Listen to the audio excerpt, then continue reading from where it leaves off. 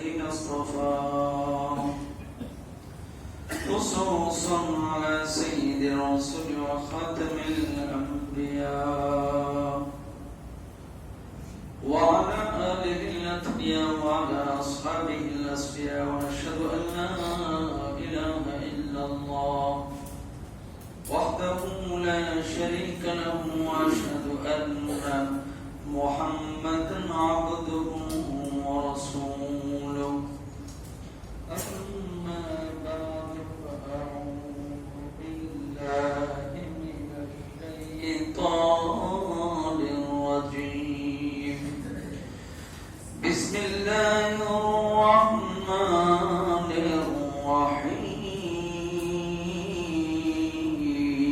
الرحيم الذين إذا أصابتهم مصيبة قالوا إنا لله وإنا إليه راجعون صدق الله العظيم وقال تعالى في شأن حبيبه إن الله وملائكته يصلون على النبي يا أيها الذين آمنوا صلوا عليه وسلموا تسليما اللهم صل على سيدنا مولانا محمد وعلى آله سيدنا مولانا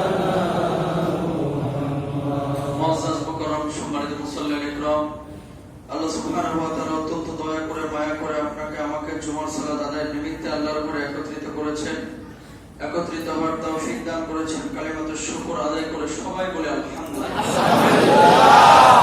প্রিয় ভাই আমার প্রতি সপ্তাহে আমরা নতুন নতুন আলোচনা করার চেষ্টা করি আপনারা শুনেন আমলের নিয়ত আমিও বলার চেষ্টা করি আজকে অনেকগুলো বিষয় নিয়ে কথা বলবো ইনশাআল্লাহ তাআলা প্রথমত সূর্য এবং চন্দ্রগ্রহণ এটা সম্পর্কে আমাদের ক্লিয়ার কনসেপ্ট অনেকেরই নেই সম্প্রতি আপনারা দেখেছেন আমেরিকায় সূর্যগ্রহণ হয়েছে এবং গোটা আমেরিকা অন্ধকার হয়ে গেছিল কিছু কিছু অঞ্চল মানুষ খুব আগ্রহের সাথে এটা দেখেছে উদযাপন করেছে রাসূল যখন মদিনায় 10ম হিজরিতে আল্লাহ নবী সাল্লাল্লাহু আলাইহি ওয়াসাল্লাম দেখলেন এরকম চন্দ্রগ্রহণ হচ্ছে একটা হচ্ছে চন্দ্রগ্রহণ আর একটা হচ্ছে সূর্যগ্রহণ এটা কিভাবে হয় অনেকে আপনারা জানেন না বিজ্ঞান কিছু তথ্য দিচ্ছে পৃথিবী আপন কক্ষপথে ঘুরতেছে চাঁদ আপন কক্ষপথে ঘুরতেছে সূর্য তার নিজ কক্ষপথে আছে তো ঘুরতে ঘুরতে যখন সূর্য এবং চাঁদের মাঝামাঝিতে পৃথিবী চলে আসে তখন সূর্যের আলো আর চাঁদের উপরে পড়ে না চাঁদের নিজস্ব কোনো আলো নাই চাঁদের নিজস্ব কোনো আলো নাই তো যখন সূর্য এবং চাঁদের মাঝামাঝি পৃথিবী চলে আসে তখন চাঁদের আলো ওই আর থাকে না কেন সূর্যের আলো তো চাঁদের উপরে পড়তেছে না পড়ার কারণে তখন কি হয়ে যায় আলোহীন হয়ে যায় অন্ধকারাচ্ছন্ন হয়ে যায় চাঁদ দেখা যায় না কখনো কখনো কিঞ্চিৎ দেখা যায় কখনো কখনো অর্ধেক দেখা যায় আর যখন পুরোটাই পৃথিবী একেবারে সূর্যের মাঝামাঝি চলে এসে চাঁদটাকে ঢেকে ফেলে তখন আর আমরা খালি চোখে দেখতে পাই না কেউ কেউ বলছেন 27 ঘন্টা লাগে গোটা পৃথিবীটাকে চাঁদের একবার ঘুরতে তো রাসূল সাল্লাল্লাহু আলাইহি ওয়াসাল্লাম তিনি চন্দ্রগ্রহণের মুখোমুখি হয়েছেন খেয়াল করেন সূর্যগ্রহণটা কি যখন চাঁদ এবং সূর্যের মাঝামাঝি মানে চাঁদ এবং সূর্য তারপরে পৃথিবী যখন ঘুরতেছে চাঁদকে যেরকম ঢেকে ফেলা হয় পৃথিবীটা যখন আড়ালে চলে যায় মানে সূর্যের আড়ালে যখন যায় সূর্যের আড়াল বলতে কি চাঁদকে যেভাবে মাঝে মাঝে আপন কক্ষপথে যখন বরাবর হয়ে যায় তখন যেমন ছায়া দেখা যায় পৃথিবীতে এরকম ছায়া দেখা যায় তখন এই সূর্যগ্রহণটা হয় তো চাঁদ গ্রহণ এবং সূর্যগ্রহণ চন্দ্রগ্রহণ এবং সূর্যগ্রহণ আল্লাহ রাসূল সাল্লাল্লাহু আলাইহি ওয়াসাল্লামের জামানাতে হয়েছে এখন বর্তমান জামানাতেও আমরা দেখতে পাই। কিন্তু এই চন্দ্রগ্রহণ সূর্যগ্রহণ নিয়ে অনেক ধরনের কুসংস্কার আমাদের দেশের মধ্যে আছে না নাই? জোরে বলে। কেউ কেউ বলে যে এই চন্দ্রগ্রহণের সময় সূর্যগ্রহণের সময়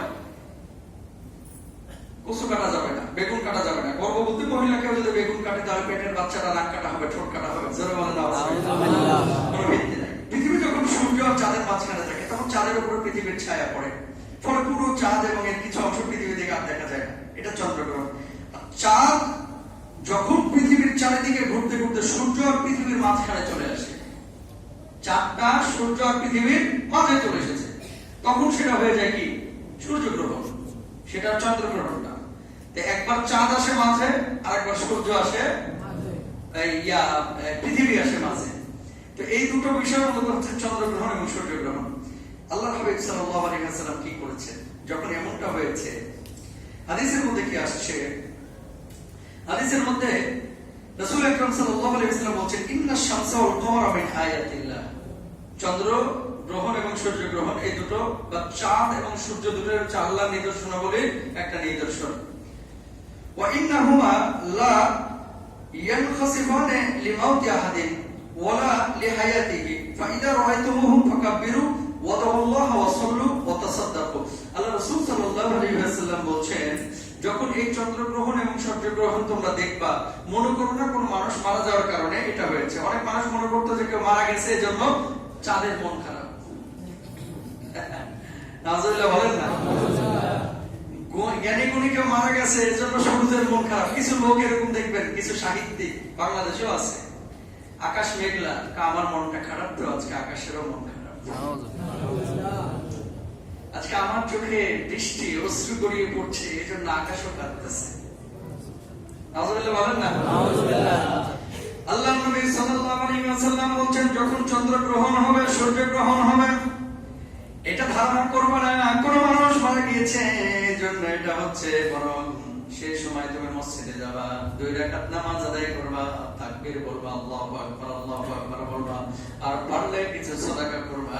আল্লাহ রাব্বুল আলামিনের এটা নিদর্শন, বলুন আল্লাহু আকবার। রাব্বুল আলামিন কোরআনুল কারীমের মধ্যে বলেন, চাঁদ এবং সূর্যের মধ্যে নিদর্শন আছে। চাঁদে পৃথিবীর মানুষ গিয়েছে, চাঁদে চাইলে মানুষ যেতে পারে, অর্থ খরচ হয় না। স্যার বিজ্ঞানীরা যায়, চাঁদ নিয়ে গবেষণা করে, হয়তো এক সময় চাঁদে মানুষ বসবাস করবে। অনেক পরীক্ষা নিরীক্ষা চলছে, মঙ্গল গ্রহে পরীক্ষা নিরীক্ষা চলছে। হাজার হাজার গ্রহ উপগ্রহ আল্লাহ রাব্বুল আলামিন রেখেছেন। এই জিনিসগুলো আল্লাহর নিদর্শন। এই জিনিসগুলোকে কেন্দ্র করে যারা কুসংস্কার আপনারা ছড়ান, আল্লাহর আদালতে কিন্তু আপনাদেরও দাঁড়াইতে হবে। ঠিক ইসলাম দলিলে চলে, যুক্তিতে চলে না। ইসলাম কিসে চলে? জোরে বলেন, কিসে? মন চাইবার একটা বলে ফেললে আল্লাহর আদালতে কিন্তু দাঁড়ানো লাগবে। বেগুন কাটলে পেটের বাচ্চার নাক কাটা হবে, এই নিয়ে পাইছেন কই? এটা বাংলাদেশের মানুষের ভণ্ডামি কিছু লোকের। ঠিক এটা ইসলামের কোনো জায়গা নাই। তারপরে দেখেন আরো কি বলতেছে, কোনো কিছু খাওয়া যাবে না এই সময়। সূর্যগ্রহণের 12 ঘন্টা এবং চন্দ্রগ্রহণের 9 ঘন্টা আগে থেকে খাবার গ্রহণ করা বারণ। যদি কেউ খাবার খায়, ওই খাবার খাওয়ার জন্য অসুস্থতার কারণ হবে। নাউজুবিল্লাহ বলেন। এই সময় তৈরি করা খাবার ফেলে দিতে হবে। যদি কেউ রান্না বান্না করে, ধরেন আলু পটল বেগুন রান্না বান্না করেছে, ভাতটা সূর্যগ্রহণ চন্দ্রগ্রহণ শুরু হয়েছে, খাবারটা ফেলে দাও। নাউজুবিল্লাহ বলেন। বিশ্বাস করা যাবে না। তারপর আরো কি সংস্কার, কি এই সময় কোনো যৌন মেলামেশা করা যাবে না, হারাম, এরকম কোনো কিছু নাই। গর্ভবতী মায়ের এই সময় যা করে তার প্রভাব সন্তানের উপরে পড়বে, মিথ্যে কথা, কোনো ভিত্তি নেই। সূর্যগ্রহণে গর্ভবতী মায়েদের কাঁধ হয়ে শুতে বারণ, নইলে নাকি গর্ভের শিশু পঙ্গু হয়, তোর মাথা হয়। কথা বলেন ঠিক না? এই সময় কাঁধ হয়ে শুলে বাচ্চাটা ল্যাংড়া হবে, লুলা হবে, হাত ভাঙা হবে, পা ভাঙা হবে। শরীরে এরকম কোনো বিষয় নাই। প্রসূতি মা সূর্যগ্রহণ দেখলে তার অনাগত সন্তানের বিকলাঙ্গ হবে, মিথ্যে কথা। চন্দ্র বা সূর্যগ্রহণের সময় যদি গর্ভবতী নারী কিছু কাটাকাটি করে, গর্ভস্থ সন্তানের ক্ষতি হয়, মিথ্যে কথা। এই সময় কোন নারীকে ঘুম বা পানাহার থেকে বারণ করাও অন্যায়। যা আছে এগুলো সবগুলো মিথ্যা কথা, একটাও বিশ্বাস করা যাবে না। শুধু নবীজি বলেছে 2 রাকাত নামাজ পড়ো, তাকবীর বলো, কিছু পারলে সাদাকা করো, আল্লাহর কাছে সাহায্য প্রার্থনা করো। কারণ কি? যে আল্লাহ আপন কক্ষপথে সূর্যকে রেখেছে, আপন কক্ষপথে চন্দ্রকে রেখেছে, আপন কক্ষপথে আল্লাহ রাব্বুল আলামিন পৃথিবীকে রেখেছে, সে আল্লাহ তাআলা চাইলে পৃথিবীর সাথে কিন্তু চাঁদের সংঘর্ষ ঘটাতে পারে। ঠিক কিনা? পৃথিবীর সাথে যদি চাঁদের সংঘর্ষ হয়, চাঁদ চুরমার হবে, ঠিক আছে, কিন্তু পৃথিবী যে একেবারে টিকে যাবে বিষয়টা কিন্তু এরকম না। আবার মঙ্গল গ্রহ, বৃহস্পতির মধ্যে কয়েক কোটি পৃথিবী ঢুকে যাবে। আল্লাহু আকবার বলেন। এত বড় জায়গা বৃহস্পতির মধ্যে। তো বৃহস্পতি যদি আবার পৃথিবীতে ধাক্কা মারে কি হবে? মশারের ট্রেন যদি ধাক্কা মারে যে অবস্থা হবে, এর চাইতেও নাজেহাল অবস্থা আমাদের হবে। ঠিক কিনা? এগুলা একজন নিয়ন্ত্রণ করেন, যিনি, তিনি কে? আল্লাহ। আর জোরে বলেন আল্লাহ। বিজ্ঞান এক সময় বলে পৃথিবী ঘুরে, আরেক সময় বলে চাঁদ ঘুরে, আরেক সময় বলে সূর্য ঘুরে। এটা ঘুরে ওটা দাঁড়ায় আছে, আরেকবার বলে যে না ওটা ঘুরে এটা দাঁড়ায় আছে। আর আমার আল্লাহ 1450 বছর আগে বলেছে যে না সবাই আপন কক্ষপথে ঘূর্ণায়মান। বিজ্ঞান এখন বলছে আল্লাহ যা বলছে এটা ঠিক ছিল। সুতরাং বিজ্ঞান পরিবর্তন হতে পারে, আমার আল্লাহর সিদ্ধান্ত পরিবর্তন হতে পারে না। চন্দ্রগ্রহণ এবং সূর্যগ্রহণে এই সমস্ত জিনিসগুলো আপনারা খেয়াল করবেন ইনশাআল্লাহ। সবাই বলেন ইনশাআল্লাহ। প্রিয় ভাইরা আমার, গোটা পৃথিবীর বুকে মানুষের মধ্যে একটা অশান্তি কাজ করছে। কিছু কিছু মানুষ দেখেন দুবাই বৃষ্টিতে ডুবে গেছে। মুসলিম বিশ্বে টাকা পয়সা আছে, মানুষের এখন টাকা পয়সা আছে, মানুষের শান্তি কমে গেছে, আর্থিক উন্নয়ন হয়েছে, কিন্তু অন্তরের শান্তিটা কমে গেছে। খুব মনোযোগ দিয়ে খেয়াল করেন। আগে আপনার বাড়িতে ফ্রিজ কিনবেন কখনো অকল্পনা করেন নাই যে আমার বাড়িতে একটা ফ্রিজ হবে। এসি, এটা এখন অনেকে স্বপ্ন দেখেন না আপনারা, একটা এসি হলে ভালোই হতো। বিটিভি, ওই সাদা কালো টিভি এক সময় যেমন ঘরে ঘরে হয়ে, টেলিভিশন একেবারে মেসাকার হয়ে গেছে, ওটা এখন ফকির মিসকিনের বাড়িতেও পাওয়া যায়। অ্যান্ড্রয়েড এখন ফকিরের হাতেও পাওয়া যায়। ওই এই ফ্রিজটা, এই এসিটাও এক সময় এরকম ঘরে ঘরে হয়ে যাবে, সৌদি আরবের মতো।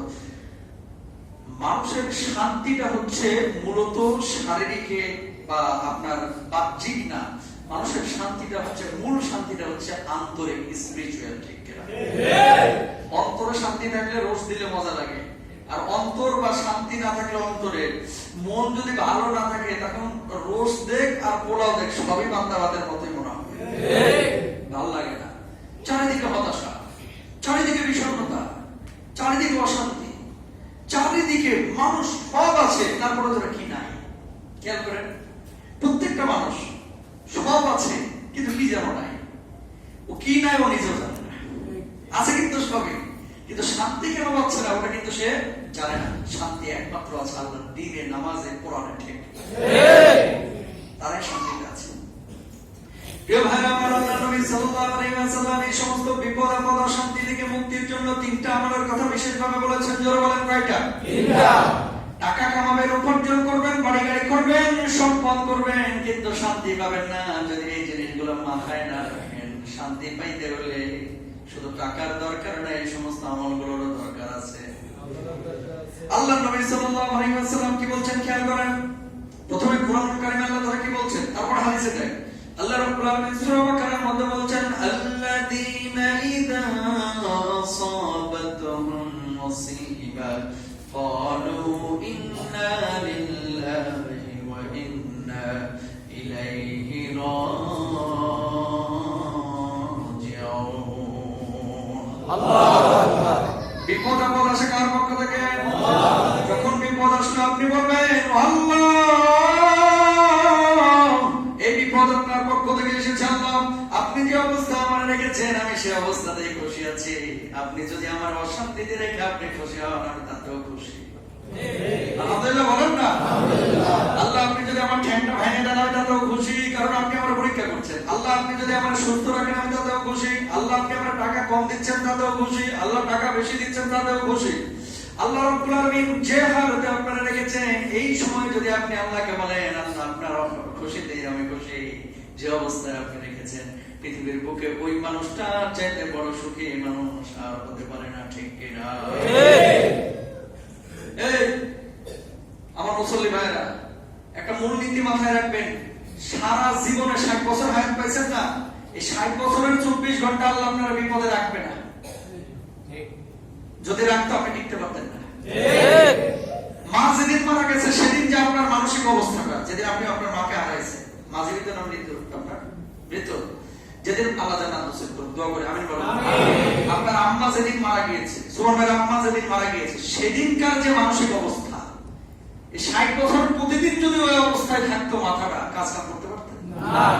পারতেন না? ঘুমাইতে পারতেন না? খাওয়া দাওয়া করতে পারতেন? পারতেন না। 2 নম্বর বিষয়, উনি কয়েকদিন হসপিটালে ভর্তি ছিল, আপনারা অনেকে ছিলেন, অসুস্থ হয়ে যান। পেট যেদিন খারাপ হয়, জ্বর যেদিন 104 ডিগ্রিতে ওঠে, ওই দিন আপনার মানসিক অবস্থা। অন্যদিন 200 টাকা পকেটে আসলে ভাই খুশিতে অন্তরটা ভরে যায়, 200 টাকা আছে পাইছে। আর যেদিন 104 ডিগ্রি জ্বর, সেদিন 200 কে 2000 দিলে ওনার মুখের উপর দিয়ে বাড়ি। কথা বলে ঠিক না? মজা লাগে না, কারণ কি, শরীরটা অসুস্থ। মানুষের জীবনের সবচেয়ে বড় নিয়ামত হচ্ছে সুস্থতা। আপনি যখন সুস্থ, তখন পোলাও মজা লাগবে, রোস্ট মজা লাগবে, গরুর রেজালা মজা লাগবে। সুস্থ যখন পেঁয়াজ মরিচ দিয়ে পান্তা কসলায়া সটকা হেডেও মজা লাগবে। আর যখন আপনি অসুস্থ, বউ যদি বলে জামাই ও জামালের বাপ আজকে একটু রোস্ট রান্না করে দিই, ওই রোস্ট তোরে আজকে বোঝাবো। কথা বুঝেন নাই? আমি অসুস্থ, তুই রোস্ট লয়ে আসছিস না। সবচেয়ে বড় সুখী ওই মানুষটা, যে মানুষটা পৃথিবীতে শুকরিয়া আদায় করতে পারে। সুখে শুকর, দুঃখে সবর। সবাই বলেন সুখে কি? জোরে বলেন পিছনে মানুষ, সুখে কি? শুকর, আর দুঃখে সবর। আল্লাহ তুমি যদি এই অবস্থায় রেখে তুমি খুশি, আলহামদুলিল্লাহ, তোমার সিদ্ধান্ত আমি করছি। আর কিছু লোক আছে তো, যতই ভালো থাকো, কি গো জামাল ভাই কেমন আছো, আসলে একরকম আছে না নাই? জোরে বলেন। যত ভালো থাকো, করে যদি বলেন ভাই কেমন আছে, আল্লাহ চালাচ্ছে, ভাই কেমন আছে, কোন মতে কেটে যাচ্ছে। এই মিয়া, আপনারা তো কোন মতে কেটে যাচ্ছে, কথাটা বলার আল্লাহ তৌফিক দিয়েছে। অনেক মানুষ আছে, আপনি তো খাইতে পাচ্ছেন, ও তো খাইতেও পারে না, জীবিত কিন্তু একেবারে লাশের মতো, জীবন্ত লাশ হয়ে পড়ে রয়েছে। সুতরাং মুমিন যখন কেউ জিজ্ঞেস করবে, সর্বাবস্থায় বলবে আলহামদুলিল্লাহ আলা কুল্লি হাল, আমার আল্লাহ আমাকে খুব ভালো রেখেছে। এই মানুষটা মুখে হাসি মেরে কথা বলবে, আমার আল্লাহ ফেরেশতাদেরকে বলবে, দেখ অসুখী থাকেও, বিপদে থেকেও আমার শুকরিয়া আদায় করেছে, যা আমি তোদেরকে সাক্ষী রেখে বলছি, আমার বান্দাকে আমি মাফ করে দিলাম। সুবহানাল্লাহ। পারবেন না ইনশাআল্লাহ? ইনশাআল্লাহ। সুখে থাকেন আর দুঃখে থাকেন, সব সময় মুখে চলমান থাকবে কি? আলহামদুলিল্লাহ। জোরে বলেন আলহামদুলিল্লাহ। বিপদে যখন পড়বেন, মনে রাখবেন এই বিপদটা চিরস্থায়ী হবে না, এটা কোরআনের ঘোষণা আছে। রব্বুল আলামিন বলছেন, ইন্নামাল উসরি ইউসরা। আল্লাহ রব্বুল আলামিন বলে দিয়েছেন, দুঃখের সাথে সুখ আছে, সুখের সাথে দুঃখ আছে। সারা জীবনের 60টা বছরে যদি সুখে থাকতেন, দুঃখের মধ্যে যদি না পড়তেন, তাহলে সুখের মজা কিন্তু বুঝতেন না। খালি সুখ আর সুখ। দেখবেন যেটা 12 ঘন্টা ঘুমায়, এটা ঘুমের মজা পায় না। আর যেটা আমার মতো 3 ঘন্টা 4 ঘন্টা ঘুমায়, এটা ঘুমের মজা পায়। সারা রাত ঘুমায় না, কিন্তু আমার রাত্রে প্রোগ্রাম ছিল যশোর সারসা বেনামুলের পাশে। এখানে আসলাম, ফজরের নামাজ দেখতেছি জামাত চলতেছে।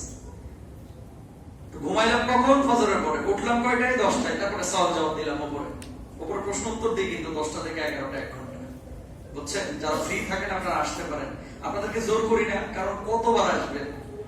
তারপরে প্রশ্ন উত্তর যেটা থাকে, যদি পারেন আসবেন 10টা থেকে ইনশাআল্লাহ। বলেন যারা আজারে বাড়িতে বসে থাকেন, মমতাজের গান শুনেন বসে বসে, বাড়ির মধ্যে শুক্রবার ওই গানটা না শুনে অন্তত প্রশ্ন উত্তর গুলো শুনে উপকার পাবেন ইনশাআল্লাহ। বলেন ইনশাআল্লাহ। 10টা থেকে শুরু হয়, 10টা থেকে 11টা। যে কথা বলছিলাম, যেখান থেকে কথা বলছিলাম, যে আপনার এই জুমার দিন কোথেকে এলো হুজুর কথাটা? ও সারসা থেকে আসলাম, আসা ফজর পরে ঘুমাইলাম 3 ঘন্টা। তো ঘুমের যে মজাটা পাইছি, ও ঈদের দিনে ঘুমে এত মজা পাই না, কারণ সেদিন 12 ঘন্টার উপরে ঘুমাই ফেলাইছি। কথা বুঝেন নাই? তো কোনটা বেশি মজা পাই? যেটা অল্প ঘুমায়, পরিমিত সবকিছু ঘুমায়, সবকিছু করে, পরিমিত খায়, পেটের মধ্যে একেবারে উদর ঘূর্ণি করে টুটি পর্যন্ত একেবারে গরুর রেজালা ঢুকাইছে। রাতের বেলায় বল যদি আবার গরু দেয়, তখন কিন্তু মাথা গরম হয়ে যাবে। ঠিক কিনা? যে কথাটা বলতে চাচ্ছিলাম, সুখে যদি 60 বছরই থাকেন, দুঃখে যদি একবারও না পড়েন, বিপদে যদি না পড়েন, সুখের মজা বোঝা যাবে না। এটা দুনিয়ার একটা নিয়ম। বিপদে কে পড়ে নাই? পৃথিবীর বুকে সবচেয়ে বেশি ভালোবেসেছেন আমার নবীকে আল্লাহ রাব্বুল আলামিন, কিন্তু সেই নবীকে বিপদ আপদ বেশি দিয়েছে না কম? বেশি।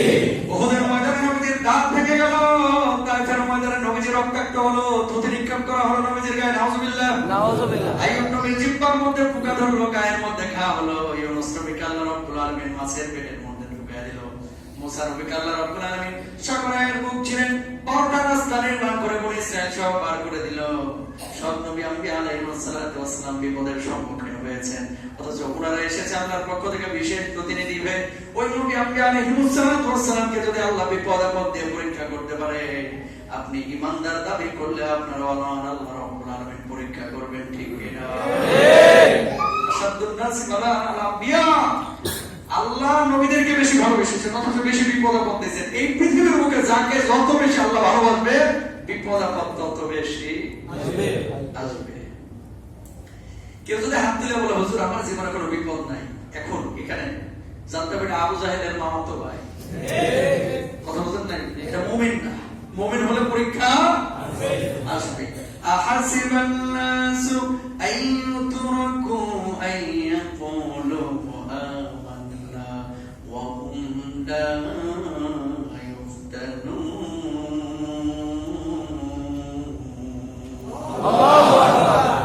ইমানদারকে ধারণা করে যে আমি ঈমান এনেছি, এই কথা বলবে, আপনার কোনো পরীক্ষা নিরীক্ষা করা হবে না। ঈমানের গণ্ডের মধ্যে যদি আসে, জেলে যাইতে হবে, ফাঁসির কাছে যেতে হবে, বুকে রক্ত দিতে হবে, আগুনে ঝাঁপ দিতে হবে, পরীক্ষার সম্মুখীন হতে হবে। খালি রোজ খাবেন আর এসির মধ্যে এসে নামাজ পড়বেন, আমি তো সাচ্চা মুসলমান, ঘোড়ার ডিমের মুসলমান। সব কিছু মাথায় রাখতে হবে, ইনশাআল্লাহ বলেন। দুশ্চিন্তা থেকে বাঁচার জন্য 1 নম্বর বড় কাজ হচ্ছে, আল্লাহ নবী বলেছেন বেশি বেশি সাদাকা করো, সাদাকা তো দুরত্তর বানাম। আল্লাহ নবী বলেছেন বেশি বেশি সাদাকা যে করবে, বিপদ আপদ থেকে আল্লাহ রাব্বুল আলামিন তারে রক্ষা করবে। 1 নম্বর কাজ হচ্ছে দান সাদাকা বেশি করবেন, ইনশাআল্লাহ বলেন। আবু উমামা রাদিয়াল্লাহু তাআলা বর্ণনা করছেন, রাসূল সাল্লাল্লাহু আলাইহি ওয়াসাল্লাম বলেছেন, সাদকার মাধ্যমে তোমাদের রোগীদের চিকিৎসা করো। তার মানে কি? আপনার বাবার ক্যান্সার হয়েছে, পেটের ব্যথা হয়েছে, হার্টে ব্লক হয়েছে, শুধুমাত্র ডাক্তারের পেছনে দৌড়ায় না, কিছু টাকা ফকির মিসকিনকে দেয় এই উদ্দেশ্যে যে আল্লাহ আব্বার তো অসুস্থতা, আল্লাহ তুমি তাকে সুস্থ করে দাও। এমনও হতে পারে এই দানের কারণে আপনার আব্বার হার্টের ব্লক আল্লাহ তাআলা ছুটায় দিয়েছে, সুবহানাল্লাহ। জোরে বলেন সুবহানাল্লাহ। 2 নম্বর আল্লাহ নবী বলেন ইস্তিগফার বেশি বেশি করো। যদি আন্তরিকভাবে প্রশান্তি চাও, ইস্তিগফার কি করা লাগবে? বেশি করা লাগবে। যদি বেশি ইস্তিগফার করেন, অন্তরে প্রশান্তি মানে শান্তি আসবে। এগুলো আসলে যারা করেন না এরা বুঝবেন না আন্তরিক প্রশান্তি যে কি জিনিস। আবার বলি, মারাত্মক কথা কিন্তু ভাই এটা। আপনার অন্তর যদি পরিশুদ্ধ না হয়, শান্তির অন্তর না হয়, মানসিক টেনশন যদি থাকে, কোনো কাজ করে আপনি মজা পাবেন না, কোনো কাজে না, এবং কাজ করলেও ক্রিয়েটিভিটি আনতে পারবেন না। এই জন্য মাথাটাকে আগে ক্লিয়ার রাখতে হবে। আর মাথা অন্তর ক্লিয়ার রাখার প্রথম ওষুধ হচ্ছে ইস্তেগফার করা। সুবহানাল্লাহ। আল্লাহর নবী বলেছেন, আল্লাহু আস্তাগফিরুল্লাহ ওয়া আতুবু ইলাইহি আকতার মিন 70 মাররাতান।